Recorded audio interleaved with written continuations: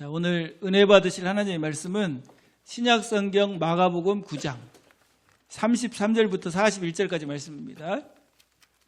자, 제가 한 절 읽고 여러분들이 한 절 읽고 교독합니다. 가버나움에 이르러 집에 계실새 제자들에게 물으시되 너희가 길에서 서로 토론한 것이 무엇이냐 하시되 그들이 잠잠하니 이는 길에서 서로 누가 크냐 하고 쟁론하였습니다. 예수께서 앉으사 12제자를 불러서 이르시되 누구든지 첫째가 되고자 하면 뭇사람의 끝이 되며 뭇사람을 섬기는 자가 되어야 하리라 하시고 어린아이 하나를 데려다가 그들 가운데 세우시고 안으시며 제자들에게 이르시되 누구든지 내 이름으로 이런 어린아이 하나를 영접하면 곧 나를 영접함이요 누구든지 나를 영접하면 나를 영접함이 아니요 나를 보내신 이를 영접함이니라. 주께 여짜오되 선생님 우리를 따르지 않는 어떤 자가 주의 이름으로 귀신을 내쫓는 것을 우리가 보고 우리를 따르지 아니하므로 금하였나이다. 예수께서 이르시되 금하지 말라. 내 이름을 의탁하여 능한 일을 행하고 즉시로 나를 비방할 자가 없느니라. 우리를 반대하지 않는 자는 우리를 위하는 자니라. 자, 41절은 다 같이 시작. 누구든지 너희가 그리스도에게 속한 자라 하여 물 한 그릇이라도 주면 내가 진실로 너희에게 이르노니 그가 결코 상을 잃지 않으리라. 아멘. 자, 우리 한번 기도하시고 말씀 받겠습니다. 하나님 아버지, 저희들 주님 앞에 나왔사오니 좋은 마음으로 겸손한 마음으로 말씀을 받게 하시고 받은 말씀이 삶에 아름답게 적용되어져서 천국의 기쁨과 영광을 누리는 복된 삶이 되게 인도해 주옵소서. 말씀 전하는 부족한 종 성령께서 도우셔서 하나님의 뜻을 은혜롭게 분명하게 잘 전하게 인도해 주옵소서. 성령 하나님께서 충만하게 임재하시고 함께 하실 줄로 믿사오며 예수님의 이름으로 기도하옵나이다. 아멘. 자, 오늘 본문 말씀을 통해서 성도의 섬김의 삶이란 무엇인가 라는 제목으로 말씀을 드립니다. 자, 예수님이 제자들을 택하시고 가르치셨던 두 가지 도가 있는데 뭘 가르치셨죠? 첫 번째는 십자가의 도. 그래서 구원의 길, 십자가의 길, 십자가의 도를 가르치셨고 두 번째는 종의 도라고 그럽니다. 종의 도, 서번트십. 그래서 구원받은 성도들은 두 가지는 잘 알고 있어야 돼요. 첫 번째는 뭐예요? 십자가의 도는 복음이잖아요. 복음. 그 다음에 두 번째는 종의 도. 왜냐하면 예수님께서 친히 예수님의 삶을 통해서 우리에게 본을 보여주셨고 그 다음에 제자들에게 또 구원받은 성도들에게 섬김의 삶을 살라고 명령하신 줄로 믿습니다. 인자에 온 것은 섬김을 받으려 함이 아니라 도리어 섬기려 하고 자기 목숨을 많은 사람의 대속물로 주려 함이니라. 자, 오늘 본문에 보니까 제자들이 오면서 어떤 일을 벌였어요? 막 다퉜어요. 누가 크냐? 그때 예수님이 제자들을 불러 앉힌 다음에 하신 말씀이 오늘 본문의 말씀입니다. 자, 예수님이 가르쳐 주신 종의 도, 섬김의 삶이란 무엇인가? 오늘 본문 말씀을 통해서 배우는 시간이 되시길 바랍니다. 자, 첫 번째로 섬김의 삶이란 자, 크게 시작. 성도의 섬김의 삶이란 겸손의 삶이다. 자, 35절에 보면 이렇게 말씀합니다. 예수께서 앉으사 12제자를 불러서 이르시되 누구든지 첫째가 되고자 하면 뭇사람의 끝이 되며 뭇사람을 섬기는 자가 되어야 하리라 하시고 자, 성도의 섬김의 삶은 뭇사람이 끝이 되는 거 그리고 섬기는 사람이 되는 거 이게 말하자면 성도의 섬김의 삶이다 이렇게 말씀하죠. 끝이 되고 종이 되고 이 말은 낮추라는 거예요? 높이라는 거예요? 그래서 자신을 낮추는 거 그래서 나 자신을 낮추는 것이 겸손이잖아요. 겸손. 겸손한 사람이 다른 사람을 섬길 수 있습니다. 교만한 사람은 자신을 높이기 때문에 섬길 수가 없어요. 항상 뭐 하려고 합니까? 섬김을 받으려고 해요. 여러분, 섬기는 사람이 큰 사람이에요? 섬김을 받는 사람이 큰 사람이에요? 예. 그래서 예수님이 이렇게 말씀하셨어요. 마태복음 18장 4절에 보면 그러므로 누구든지 이 어린아이와 같이 자기를 낮추는 사람이 천국에서 큰 자니라. 예. 큰 사람은 어떤 사람? 섬기는 사람. 섬김을 받으려고 하는 사람은요, 작은 사람이에요. 근데 여러분, 겸손한 사람이 존경을 받을까요? 자신을 높이고 교만한 사람이 존경을 받을까요? 아무리 능력이 많고 실력이 좋아도 교만한 사람은 존경을 못 받아요. 그래서 공동번역에 보면 이렇게 번역을 했는데, 그리고 하늘나라에서 가장 위대한 사람은 자신을 낮추어 이 어린이와 같이 되는 사람이다. 예. 그래서 우리 자신을 높이는 교만한 사람이 아니고 자신을 낮추어 섬기는 겸손한 사람이 되시길 바랍니다. 자, 우리 빌립보서 2장 3절 4절에도 보면 이렇게 말씀했는데, 아무 일에든지 다툼이나 허용으로 하지 말고 오직 겸손한 마음으로 각각 자기보다 남을 낮게 여기고 각각 자기 일을 돌볼 뿐더러 또한 각각 다른 사람들의 일을 돌보아 나의 기쁨을 충만하게 하라. 자기보다 남을 어떻게 여겨요?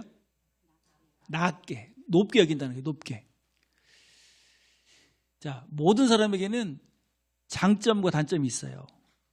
하나님의 형상대로 지음받았기 때문에 정말 본받고 싶은 장점이 다 있어요. 그리고 타락했기 때문에 단점이 다 있어요. 근데 겸손한 사람은 어떤 면을 보고 행복해 할까요? 장점을 바라봐요. 상대방의 장점을 바라보고 본받고 싶어 해요. 이게 겸손한 사람이에요. 근데 교만한 사람은 어떤 면을 보죠? 단점을 보고 괴로워하고 판단하고 정죄해요. 자, 교만하면 뭐가 보인다? 단점이 뭐예요? 겸손하면. 그러니까 어떤 가정에 아내가 겸손한지 교만한지 딱 보면 알 수 있어요. 남편을 생각할 때, 이야, 우리 남편이 얼마나 좋은지 눈물 흘리면서 말해.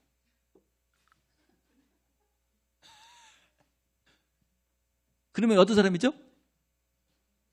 너무 겸손한 사람이야. 그러니까 그 남편도 행복하고 본인도 행복해요. 근데 교만한 사람은 어떤 면을 봐요?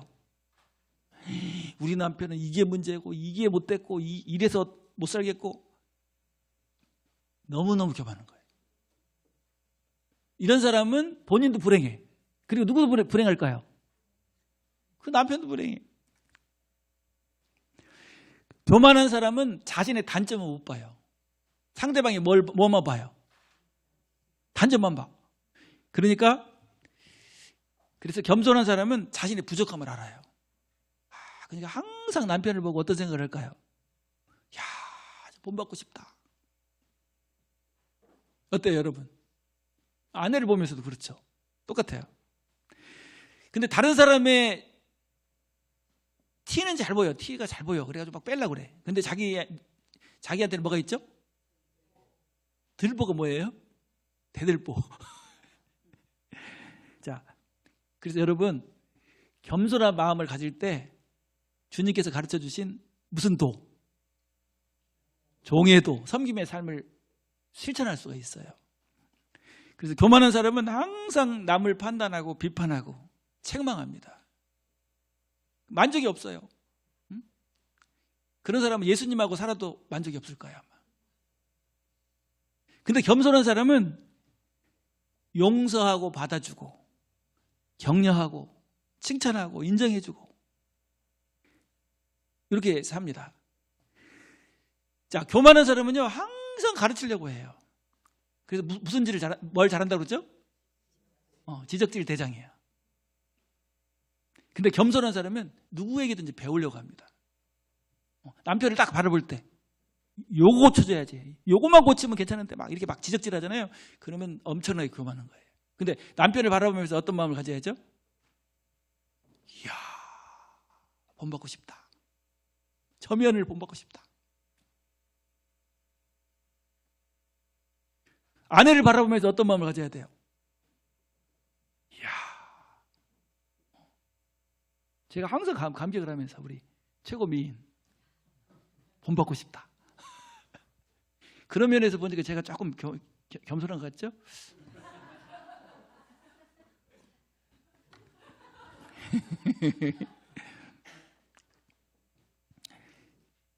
자, 그래서 다른 건 몰라도 다른 사람의 단점을 보고 판단하는 것은 무서운 일이에요. 자, 다른 사람을 판단하고 정죄하는 일은 누구만 할 수 있는 일입니까? 누구만? 하나님만 하실 수 있는 일이에요. 우리가 이렇게 편하게 판단하고 정죄하는 일은 지금 하나님의 권위를 침해하는 일이기 때문에 하나님이 기뻐하신다, 안 기뻐하신다. 자, 우리 야고보서 4장 10절부터 보면 이렇게 말씀합니다. 주 앞에서 낮추라. 그리하면 주께서 너희를 높이시리라. 형제들아 서로 비방하지 말라. 형제를 비방하는 자나 형제를 판단하는 자는 곧 율법을 비방하고 율법을 판단하는 것이라.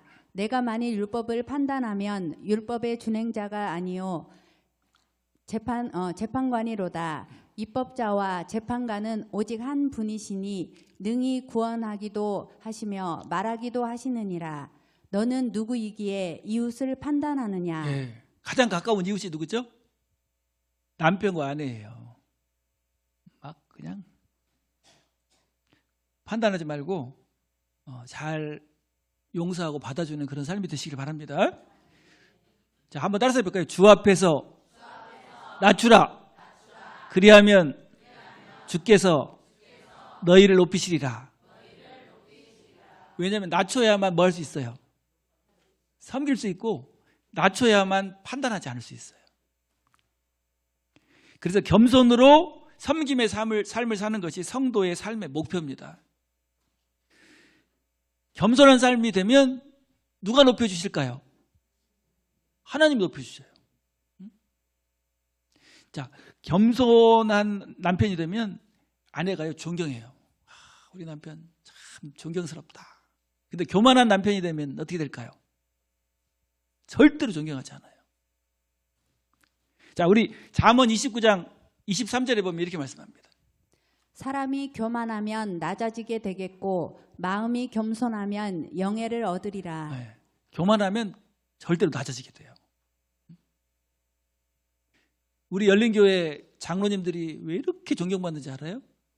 왜 그럴까요? 겸손하잖아요. 우리 권사님들, 우리 열린교회 권사님들 어때요? 겸손하죠? 그러니 존경받는 거예요. 그렇다고 얘기 안 해. 자, 우리 잠언 18장 12절에도 보면 이렇게 말씀합니다. 사람의 마음의 교만은 멸망의 선봉이요 겸손은 존귀의 앞잡이니라. 네, 교만은 멸망의 선봉이라고 그래요. 왜냐하면 하나님이 제일 싫어하는 사람, 하나님이 막 너무너무 싫어하는 사람이 어떤 사람이에요? 교만한 사람. 교만한 사람 특징이 뭐라고요? 자기를 높이는 사람. 여러분, 겸손한 마음을 가질 때 섬길 수 있고 겸손한 마음을 가진 사람을 통해서 하나님의 역사가 일어나요. 근데 겸손하게 어디서 섬겨야 될까? 어디서?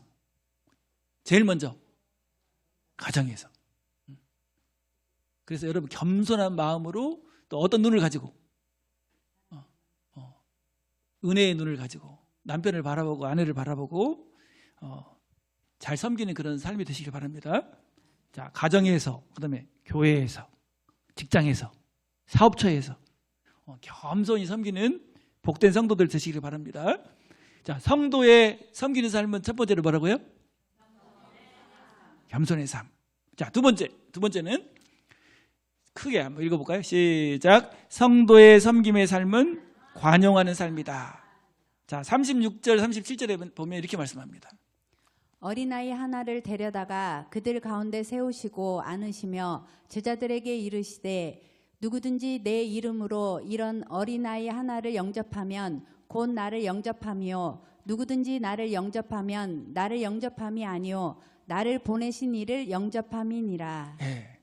이 관용이라는 말은 너그럽게 용서하고 받아준다 그런 뜻이잖아요. 예수님이 지금 섬김에 대해서 가르치기 위해서 어린아이 하나를 데려왔어요. 데려와가지고 딱 안으신 다음에 누구든지 내 이름으로 이런 어린아이 하나를 영접하면, 그러니까 이 어린아이는요 미성숙한 사람을 어린아이라고 그러잖아요. 근데 어린아이는 부족함이 많아요. 그런데 그 어린아이를 어떻게 해주는 거? 받아주는 거. 그래서 영접이라는 말이 헬라어로 데코마이라고 하는데 받아들이다 그런 뜻이에요. 자, 고린도전서 3장 1절에도 보면 이렇게 말씀했는데, 형제들아 내가 신령한 자들을 대함과 같이 너희에게 말할 수 없어서 육신에 속한 자 곧 그리스도 안에서 어린 아이들을 대함과 같이 하노라. 예, 조금 부족하고 연약함이 있다. 그러면 너는 이거 고치고 오면 내가 받아주지. 안 고치면 안 받아줘. 이렇게 하면 이제 섬기는 게 아니죠. 조금 부족하고 연약해도 어떻게 하는 거? 잘 받아주는 거. 여러분, 우리 아기가 태어나면 아무것도 못해도 엄마가 계속 사랑으로 받아주고 섬기니까 어떻게 돼요? 점점 성장해가지고 멋진 성숙한 사람으로 성장하잖아요. 우리 강지원 자매 아기 때 아기였는데 엄마 아빠가 그냥 사랑으로 계속 품고 기저귀 가려주고 그냥 먹이고 입히고 이렇게 하니까 저렇게 지휘자가 됐잖아. 자, 그래서 여기 공동번역에 보면 마가복음 9장 37절에 이렇게 말씀합니다. 누구든지 내 이름으로 이런 어린이 하나를 받아들이면 곧 나를 받아들이는 것이고 또 나를 받아들이는 사람은 나만을 받아들이는 것이 아니라 곧 나를 보내신 이를 받아들이는 것이다. 예. 그러니까 이렇게 부족하고 좀 연약해도 어떻게 해주는 거? 받아주는 거. 우리 남편이 조금 부족한 면이 있고 연약한 면이 있어도 어떻게 해? 받아주고 사랑으로 품다 보면 훌륭한 남편이 되는 거예요. 그거 안 고치면 이제 죽여? 그러면 절대로 안 돼. 응? 우리 아내의 부족한 면이 있잖아요. 연약한 면이 있으면 어떻게 해줘야 돼? 받아줘야 돼. 응? 자, 그래서 로마서 14장 1절에 보면 이렇게 말씀합니다. 믿음이 연약한 자를 너희가 받되 그의 의견을 비판하지 말라. 어떻게 해요? 비판하지 말고 잘 받아주라고 말씀합니다. 근데 왜 받아줘야 됩니까? 왜? 여러분, 우리를 예수님이 있는 모습 그대로 받아주셔서 구원해 주셨잖아요. 죄 하나도 짓지 말고 완전히 의롭게 되면 내가 받아줄게. 그러면 여러분 구원받고 천국 갈 사람이 있어요? 없어요? 자, 로마서 15장 7절에 보면 이렇게 말씀합니다.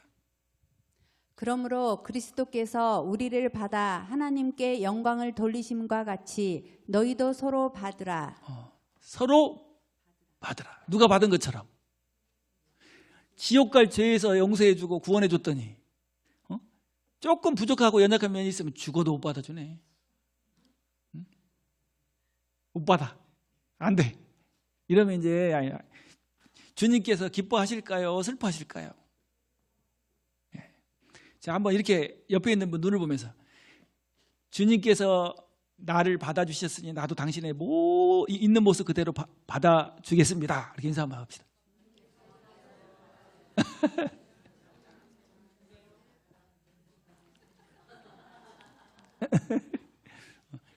그래서 형제의 실수와 부족함을 용서하고 받아주는 것, 그것이 누굴 받아주는 거라고 말씀합니까? 예수님을 받아주는 거라는 거예요. 예수님을. 그래서 성도의 섬김의 삶, 두 번째는 어떤 삶이다? 관용의 삶이다.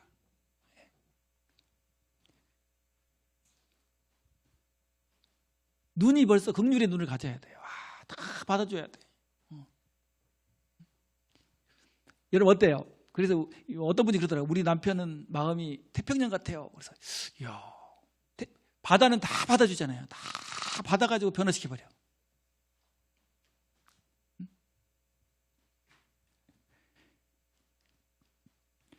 부족하고 연약한 사람들을 관용하는 마음이 바로 섬김인 줄로 믿습니다. 자신에 대해서는 어떻게 해야 돼요? 철저해야 돼요. 근데 다른 사람에 대해서는 어떻게 해야 돼요? 관용해야 돼요. 이게 섬김의 삶입니다. 자, 우리 용서하고 잘 받아주는 그런 삶이 됩시다. 예. 혹시 막 이런 마음이 있을지 몰라. 우리 남편 그 점 때문에 나 못 받아줘. 응? 그러지 말고 부족한 면이 있으면 어떻게 하라고 그랬죠? 그래서 나를 이 사람에게 배필로 주셨구나. 이렇게. 그래가지고 어떻게 해야 돼요? 잘 섬겨서 변화시켜야 돼요. 자, 세 번째는, 자, 우리 크게 한번 읽어볼까요? 시작. 성도의 섬김의 삶은 돕는 삶이다. 자, 41절에 보면 이렇게 말씀합니다. 누구든지 너희가 그리스도에게 속한 자라 하여 물 한 그릇이라도 주면 내가 진실로 너희에게 이르노니 그가 결코 상을 잃지 않으리라. 지금 목말라가지고 막 힘들어하는 사람에게 물을 주는 거, 이게 뭐 하는 거죠? 섬기는 거예요. 돕는 거예요. 하나님이 창조하실 때부터 우리 인간은요, 이 돕는 삶을 통해서 행복을 누리게 하셨어요. 그래서 우리 아담을 딱 잠들게 한 다음에 갈빗대를 딱 빼가지고 여자를 만들었는데, 여자를 뭐라고 불렀죠? 무슨 배필?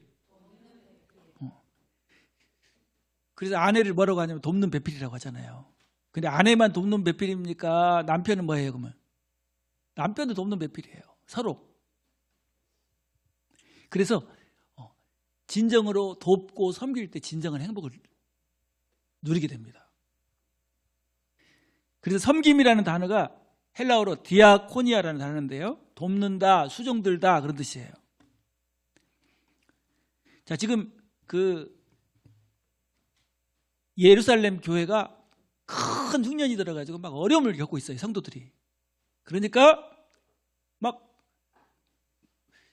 뜨거운 마음으로 막 준비를 합니다. 막 1년 전부터 막 준비를 해요. 이제 그 헌금을 준비해가지고, 구제 헌금을 해가지고 이제 가려고 막 그 본을 보였던, 이렇게 구제하는데 본을 보였던 교회가 어떤 교회였죠? 어떤 교회였어요?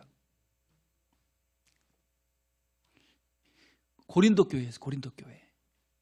자, 우리 고린도후서 9장 1절 2절에 보면 이렇게 말씀합니다. 성도를 섬기는 일에 대하여는 내가 너희에게 쓸 필요가 없나니 이는 내가 너희의 원함을 알미라. 내가 너희를 위하여 마게도냐인들에게 아가야에서는 1년 전부터 준비하였다는 것을 자랑하였는데 과연 너희의 열심이 펑 많은 사람들을 분발하게 하였느니라. 예.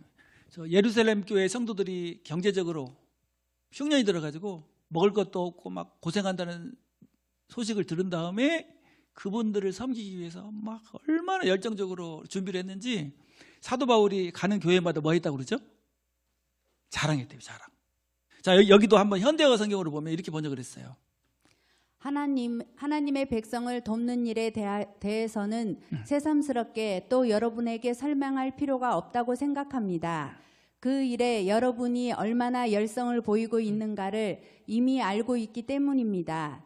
그래서 나는 여러분의 헌금을 보낼 준비를 1년 전부터 하고 있다는 것을 마게도냐에 있는 형제들에게 자랑까지 해왔습니다. 사실 여러분의 그러한 열성을 많은 사람들이 남을 돕는 일에 나서게 한 자극제가 되었습니다. 네. 고린도 교회 성도들을 통해서 다른 교회도 막 뭐가 됐어요? 자극제가 돼가지고 막 섬기는 일을 하게 됐다는 거예요. 그래서 어려운 일을 당한 성도들을 뭐 하는 일? 구제하는 일도 섬김이라고 말하고 있어요. 자, 이스라엘 백성들에게도 가나안 땅에 들어가면 어떤 삶을 살아라? 섬기는 삶을 살아라, 이렇게 말씀하고 있어요. 자, 우리 신명기 15장 7절부터 11절까지 보면 이렇게 말씀해요. 내 하나님 여호와께서 내게 주신 땅 어느 성읍에서든지 가난한 형제가 너와 함께 거주하거든 그 가난한 형제에게 내 마음을 완악하게 하지 말며 내 손을 움켜쥐지 말고 반드시 내 손을 그에게 펴서 그에게 필요한 대로 쓸 것을 넉넉히 구워주라. 자, 지금 가난한 형제가 있으면 어떻게 하라고요? 구워주라는 거예요.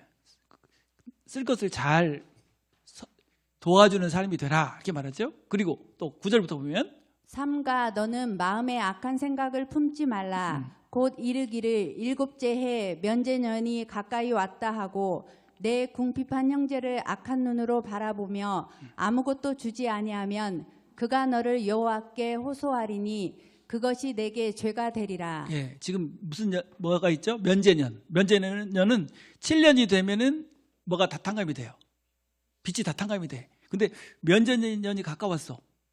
근데 와서 빌려달라고 그래요. 그러면 악한 마음을 가지고 너 고탕감 받으려고 하지? 이렇게 하지 말라는 거예요. 사랑하는 마음으로 어떻게 해라. 도와주라는 거예요. 막 먹을 게 없어서 굶으면서 막 하나님께 기도하면 하나님의 복이 임하지 않고 뭐가 임하겠어요. 자, 그 다음에 또 너는 반드시 그에게 줄 것이요 줄 때에는 아끼는 마음을 품지 말 것이니라. 이로 말미암아 내 하나님 여호와께서 내가 하는 모든 일과 내 손이 닿는 모든 일에 내게 복을 주시리라.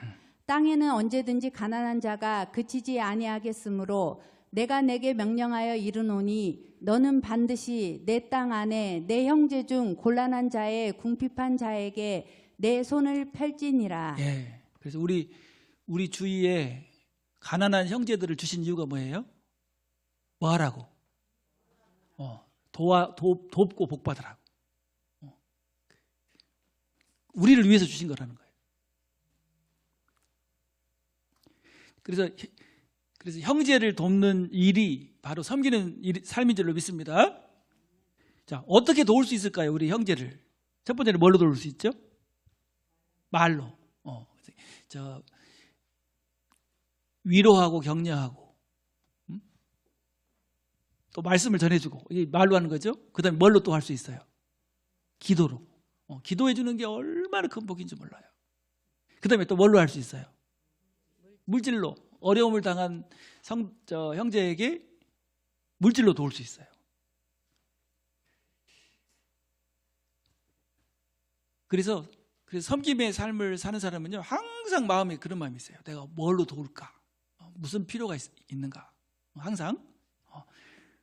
진짜 성숙한 사람은 항상 바라보고 있죠. 우리 아내가 뭐가 필요한가? 칭찬이 필요한가? 필요를 채워주는 거예요. 돈이 필요한가?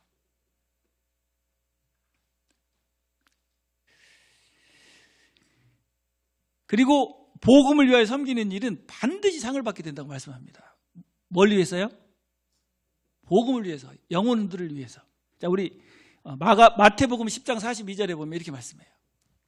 또 누구든지 제자의 이름으로 이 작은 자 중 하나에게 냉수 한 그릇이라도 주는 자는 내가 진실로 너희에게 이르노니 그 사람이 결탄코 상을 잃지 아니하리라 하시니라. 예, 이 작은 자가 누구죠? 사도들, 제자들에게 복음을 전파해라 이렇게 명령한 다음에 예수님이 하신 말씀이에요. 이 소자 중 하나에게 뭐라도 주는 사람. 이 섬김은 무슨 섬김을 말합니까? 복음이 잘 전해지게 하기 위해서 헌신하는 섬김이죠. 그래서 우리가 도울 수 있는 힘이 있을 때 돕는 삶을 사는 것이 복인 줄로 믿습니다. 이 돕는 삶은 누가 본을 보이셨어요? 예수님이. 그래서 예수님의 본을 받아서 또 사도 바울의 본을 받아서 잘 도와주는 그런 삶 되시길 바랍니다. 여러분 교회를 딱 오면은 어떤 마음을 가지고 와요? 나를 왜 위로 안 해주나? 나를 왜 칭찬 안 해주나? 왜 나에게 뭘 안 주나? 막 이렇게 하는 사람은 작은 사람이에요. 나 교회 오면서 어떤 마음을 가지고 와야죠? 어떻게 도와줘야 될까? 근데 먼저 칭찬도 해주고, 먼저 위로하고, 먼저 인사도 하고, 또 어려움을 겪는 성도들이 있으면 물질로도 돕고, 이런 사람이 큰 사람이에요. 그런 사람은 본인이 행복해. 자, 우리 사도행전 20장 25절에 보면 35절에 보면 이렇게 말씀합니다. 범사에 여러분에게 모본을 보여준 바와 같이 수고하여 약한 사람들을 돕고 또 주 예수께서 친히 말씀하신 바 주는 것이 받는 것보다 복이 있다 하심을 기억하여야 할지니라. 예. 누가 모본을 보여주셨어요? 예수님이. 예수님은 십자가에서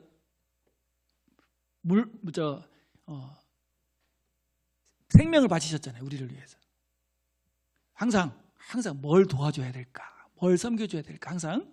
자, 우리 가정에 가면 항상 그런 마음으로 딱 우리 아내를 내가 뭘 도와줘야 될까? 무슨 필요를 채워줘야 될까? 이렇게 어떤 마음? 돕는 마음. 이게 바로 성도의 섬김의 삶입니다. 자, 오늘 그 성도의 섬김의 삶이 어떤 삶인지 공부했는데, 자, 첫 번째는 어떤 마음? 겸손의 삶, 겸손한 마음을 갖는 거. 두 번째는 관용의 삶. 세 번째는 돕는 삶. 나는 당신을 돕는 사람입니다. 그 말을 한자로 하면 뭐예요? 나는 당신의 종입니다. 그런 뜻이에요. 근데 종은 종인데 비굴한 종이 아니고 무슨 종? 사랑해서 된 종. 자, 한번 옆에 있는 분 얼굴 보면서 나는 당신을 섬기는 사람입니다. 인사 한번 합시다. 이렇게 섬기는 삶을 살 때 본인 어때요? 섬기는 본인은 너무 행복한 삶이 되고 정말 큰 사람이 되고 하나님의 복을 받게 돼요. 근데 항상 섬김만 받으려고만 하다 보면 어떤 삶이 될까요? 불행해지고 그 다음에 하나님의 복을 못 받는 삶이 돼요. 자, 그래서 우리 열린교회 구원받은 성도들은 섬김의 삶의 특징이 되시길 바랍니다. 예수님이 가르쳐 주신 무슨 도예요? 종의 도가 실천되어지는 그런 주님의 제자들이 다 되시기를 주님의 이름으로 축원합니다. 모든 것이